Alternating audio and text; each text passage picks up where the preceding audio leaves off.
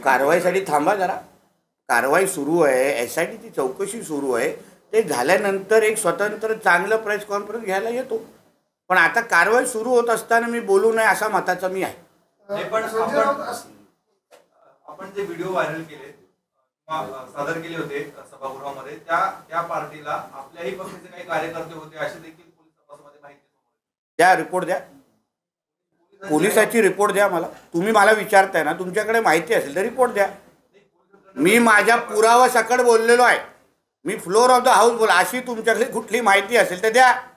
तुम्ही जबाबदारीने मला प्रश्न विचारा अशी मी तुम्हाला विनंती करतो. हवेत काय ना काहीतरी उडतंय त्याच्यावर तुम्ही प्रश्न विचारणार असं कारवाई होईल ना त्यांच्यावर. एक लक्षात घ्या, परत सांगतो तुम्हाला, परत सांगतो, अतिरेकी कारवाईचा कुठला जात पात पंथ नसतो. जो पण ह्या गँगस्टर बरोबर दिसेल त्याच्यावर पोलिसांनी कारवाई करावी. ही पार्टी कोणाच्या फार्म हाऊसवर होत होती हे तुम्हाला माहिती आहे. आता चौकशी होऊन दे ना, येईल टप्प्याटप्प्याने बाहेर.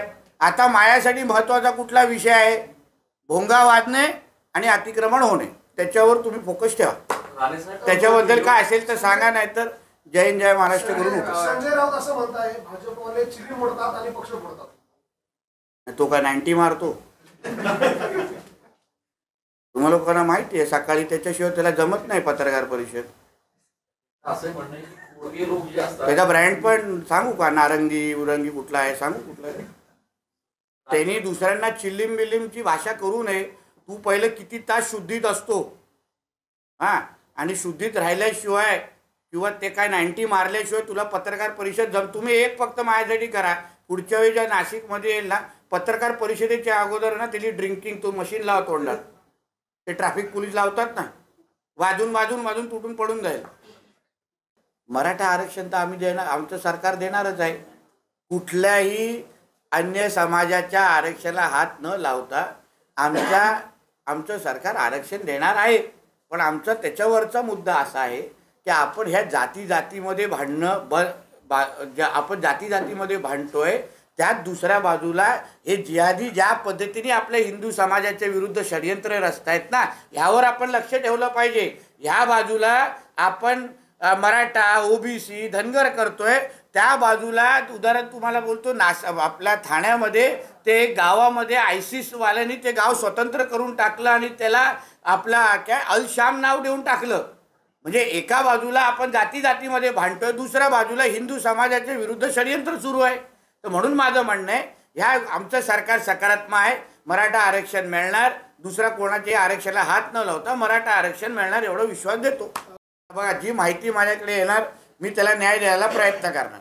आता तुम्ही पत्रकार आहात, तुम्ही समाजामध्ये तुम्हीही पण वावरत असतात, तर अशा पद्धतीची माहिती जे अगर भद्राखाली पॅटर्न अगर सगळीकडे राबवलं जात असेल तर तुम्ही माहिती द्या ना मला. गृहमंत्री आपले आहेत, सरकार आपलं आहेत, त्यावेळी त्या अधिकाऱ्यावर कारवाई कशी करायची आणि तो विषय थांबवायचा कसा. कारण हा काय माझा कुठला वैयक्तिक कोणावर राग असण्याचं कारण नाही. पण तिथे अगर MD ड्रग विकले जात असतील, म्हणजे जिथे 11, 11:30च्या परवानग्या आहेत, पण रात्री 1:30, 2 वाजता फक्त अल्पसंख्याक समाजालाच फक्त तिथे हॉटेल चालवायची परवानगी मिळत असेल, तर मग ह्यावर तर विशिष्ट लक्ष घालायला लागेल.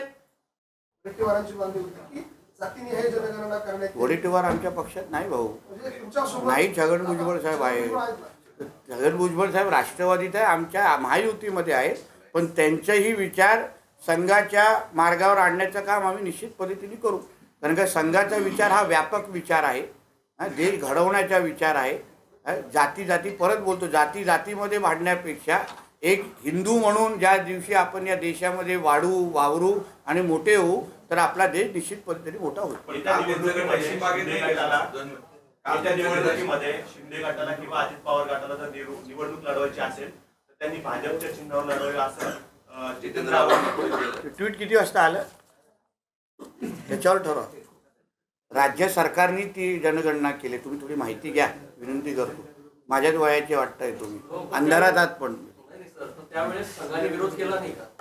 केला असेल ना. आता बिहारमध्ये काय चाललं मला माहीत नाही बाबा. मी आणि माझा महाराष्ट्र आणि माझा आता नाशिक आणि तू आणि तुझा प्रश्न. अलायन्सची बैठक झाली होती तेव्हा 2 दिवस अगोदर उद्धव ठाकरे दिल्लीला पोहोचले आणि असं सांगितलं जात होतं की अरविंद केजरीवाल आणि राहुल गांधींचं काहीतरी खटकलेलं आहे. मात्र जेव्हा उद्धव ठाकरेंनी मध्यस्थी केली अरविंद केजरीवाल आणि राहुल गांधीमध्ये त्याला पहिलं सांग आदित्य आणि तेजसमध्ये मध्यस्थी कर. राहुल गांधी आणि अरविंद केजरीवाल लांब तर राहिलं. आत्ताच मागे माझ्याकडे 8-9 तक्रारी आलेल्या आहेत. आता ते निवेदनं आलेले आहेत. जिथे जिथे आता जुना नाशिक भाग जो आहे तिथे मोठ्या प्रमाणामध्ये हे अतिक्रमणं सुरू आहेत. आता हे अतिक्रमण लँड याच्या निमित्ताने सुरू करतात आणि मग तिकडच्या असलेला हिंदू समाज तिथून घर विकून निघून कसा जाईल, संख्या कशी हिंदूंची कमी होईल, यासाठी हे सगळे केलेले षडयंत्र आहे. आणि याची सगळी माहिती आमच्याकडे आहे. म्हणून मी फक्त इशारा महापालिका आयुक्तांना देतो की आमच्याकडे माहिती आहे. आता तुम्ही त्यावेळी काही तर निवेदनं काही महिन्या अगोदरची आहेत आणि अजूनपर्यंत आयुक्तांनी त्याच्यावर कारवाई केलेली नाही. म्हणून अशा पद्धतीचा कारभार करायचा असेल तर सरकार आमचं आहे. आम्ही आमच्या पद्धतीने मग आवाज उचलू. मग सांगायचं नाही की आम्हाला खुर्ची ट्रान्सफर का केली. पण आता भाषणात काहीतरी म्हणत होता की संस्थेला जर कोणी थांबवण्याचा किंवा बंदी घेण्याचा प्रयत्न केला तर आम्ही खंबीरपणे पाठीशी आहोत. तर काय विषय होता? अशा काही तक्रारी या संस्थेकडे आलेल्या आहेत. जिथे काही लोकांनी पत्रव्यवहार करून आता काही गोष्टी मला चॅरिटी कमिशनरशी बोलल्यानंतर या बाबतीमध्ये मी एक स्वतंत्र पत्रकार परिषद घेईन.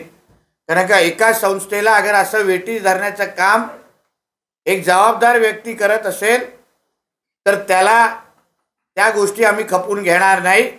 म्हणून आज फक्त ट्रेलर दाखवण्याच्या निमित्ताने इथे आलेलो.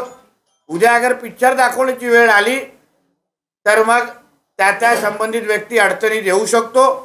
म्हणून या संस्थेच्या पूर्ण पद्धतीने आम्ही मागे आहोत. सन्मान्य उपमुख्यमंत्री देवेंद्र फडणवीसजी हेही या संस्थेच्या मागे आहेत. एवढा संदेश या निमित्ताने देण्यासाठी आले. सर, आपण आता बोला मनपा आयुक्त आणि